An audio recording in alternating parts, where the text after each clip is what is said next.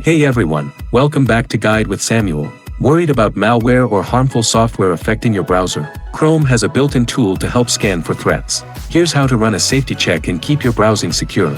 First, click the three-dot menu in the top right corner and open Settings. Next, on the left sidebar, select Privacy and Security. Then click Security on the right. Now, scroll down to the Safety Check section. Click Check Now.